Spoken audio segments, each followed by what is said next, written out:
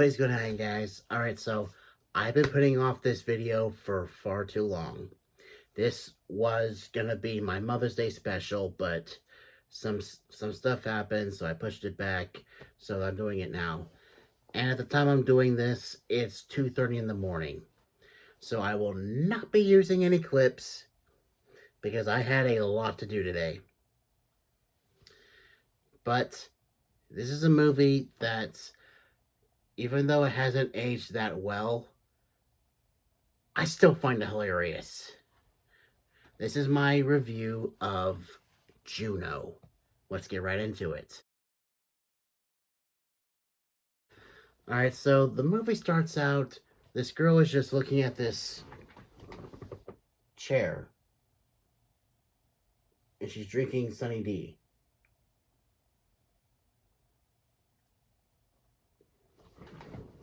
And she's explaining how she hooked up with this guy named Bleeker.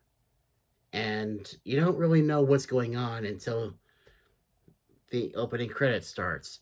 And it transitions from live action to this type of illustration that I swear looks like it belongs in the type of fever dream that Napoleon Dynamite would have.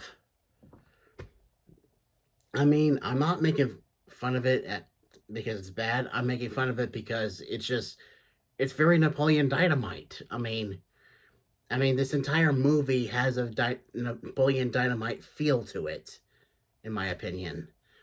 And she walks to a gas station, and who else to play the convenience store clerk than Dwight from The Office?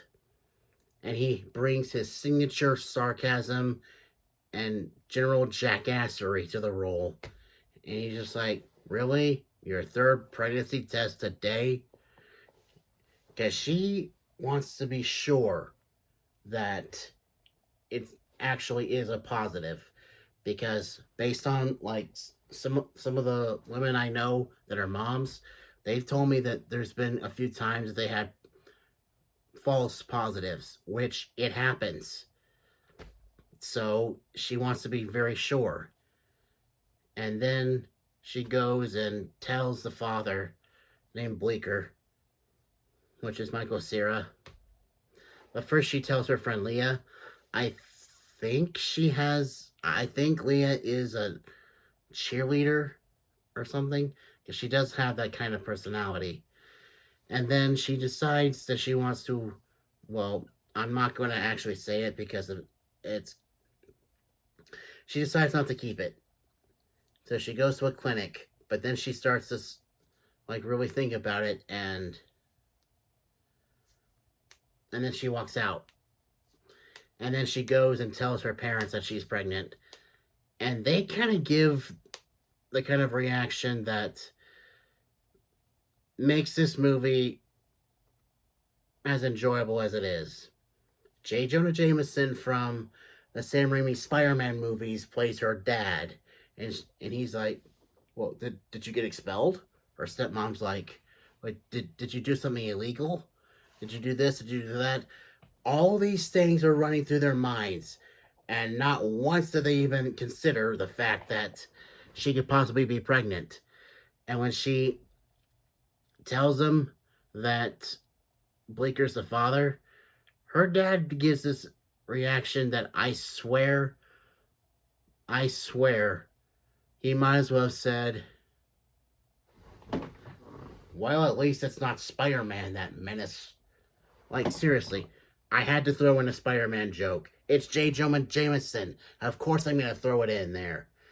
And plus, Michael Cera is the biggest dork.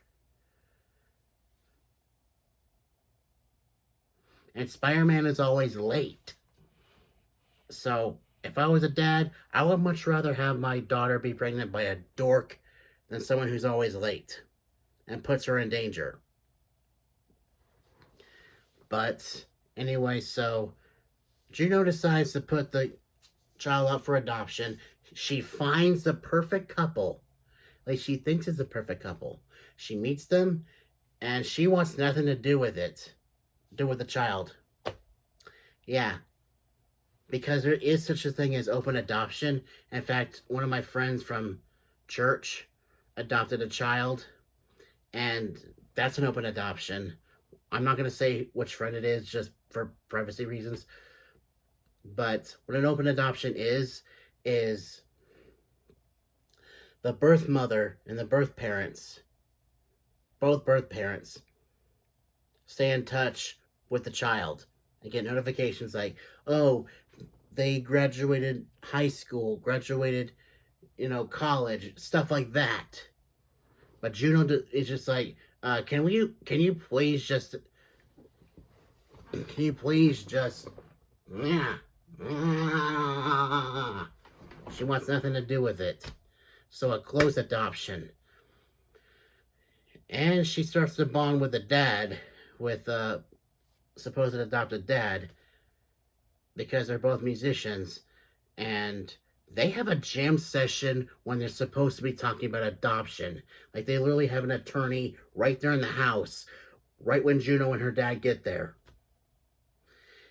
Although I do love the dad when they open the door. He's just like, "Hi, I'm the birth mom's dad. I believe you know who this is, my irresponsible daughter." Like, okay, wow, just freaking wow. Now I understand why Juno is the way she is. And sure enough, later down the line, the couple splits up. And and when Juno goes into labor, she texts the wife and says, "Are you still in?" And Juno delivers the baby and gives the baby to that wife. Whether she shares that custody with her soon to be ex husband, I don't know. I don't know. It's never explicitly said. And one thing I will say about this movie that hasn't aged well is when they're tossing around baby names, the name Madison is thrown in the mix, and Juno says, "Well, Madison, isn't that name kind of, well, gay?" First of all, that actress, Ellen Page, is now known as Elliot Page because she transitioned to be a man. And even before that, she identified as a lesbian. So that definitely didn't age well. Although, I will say this, she has come forward and said that she was sorry for it. So, but anyway, so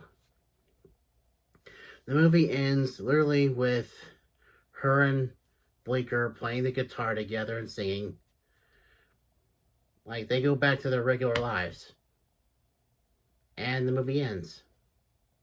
Overall, this movie, it sounds kind of odd and quirky, but so is Napoleon Dynamite. And I love Napoleon Dynamite. So yeah, I definitely recommend this movie because the story is great.